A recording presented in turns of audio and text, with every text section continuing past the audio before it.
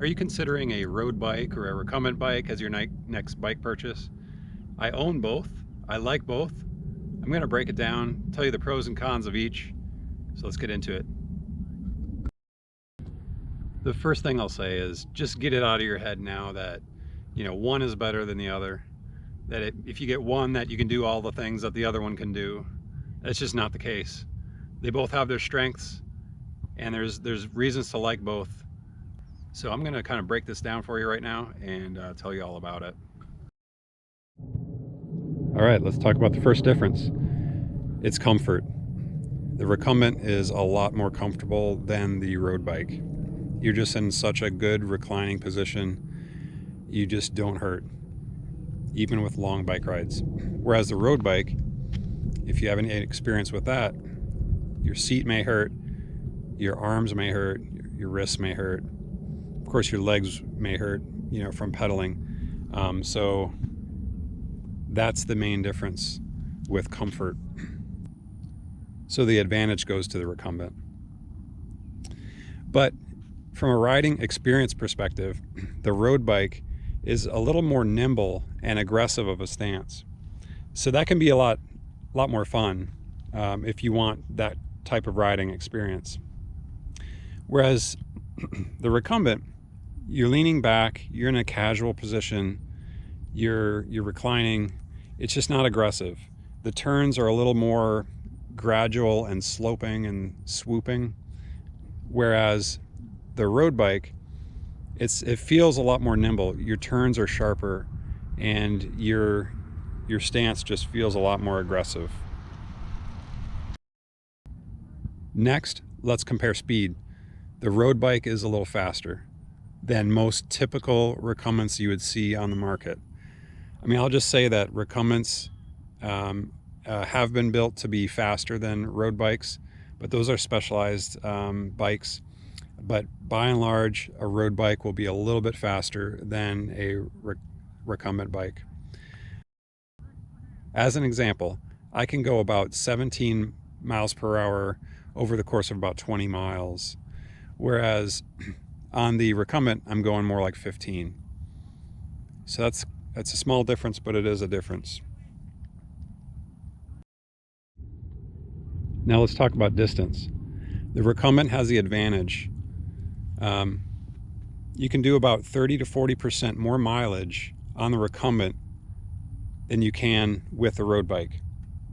Just as an extreme example, I did 90 miles one time on the recumbent, and that's about as far as I want to go at my fitness level. And on the road bike, I will do about 55 miles as a maximum. So think about 30 to 40% mileage advantage to the recumbent. And I think that's because you're really just working your legs, everything else is relaxed, whereas you're kind of holding yourself up on the road bike. Let's talk price. They're actually pretty comparable. If you get similar materials in both, let's say both are carbon, the components are about the same, that kind of thing, it's going to be slightly more for a recumbent, but not too much more. Now let's talk about weight. The recumbent is a little more heavy. Most recumbents are in the 45-pound range, whereas most road bikes are in the 28-pound range, depending on materials, of course, but you get the idea. All right, let's talk about the riding position. So I'm going to get on the recumbent here. Check out this riding position. I'm reclining like I'm in a lawn chair or a recliner at home. Very comfortable. My legs are forward, and it's just one of the most comfortable positions you can be in riding a bike. The seat is a lot wider. It's more comfortable. I don't get sore there. But as you can tell, I just won't have leverage to get up hills. And that's probably the major disadvantage with this position, is that you can't stand up on your pedals to gain that momentum up a hill. All right, now let's get on the road bike. Now this riding position is a lot more aggressive. You can see that I'm leaning forward and I'm in a little bit more of an aerodynamic position. It's aggressive and I'm able to get right on top of my turns. It makes you feel a little more nimble and aggressive. So if that's the kind of riding experience you want, then this is the way to go. Now also notice that I'm holding myself up, with my arms. I'm also, on a smaller seat, and so that makes for, some pain after some big mileage. Let's talk about another advantage for the road bike. Most group road bike organizations don't allow you to use a recumbent. It's something to do with, how the formations are riding so tightly together, and it just kind of messes that up. It's partly aerodynamics and it's partly just a different shape of bike causes them problems. So they typically don't allow recumbents in those types of rides, but you can find some that do.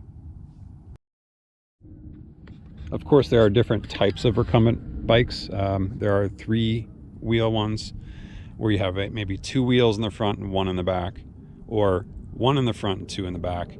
There's all kinds of shapes. Typically the 3-wheel ones, you're sitting a little lower to the ground. The 2-wheel recumbents are, I would say, maybe a little faster, and you're able to kind of bank and turn with those. You can get various pedals with either one. You can see I've got one type of clip here, or I can just use regular shoes. On the road bike, I have yet another type of clip here, but you can change those out, so that's not a problem either way. Most road bikes have these smaller width tires. You can see that. The narrower the tire and the higher the pressure means lower rolling resistance.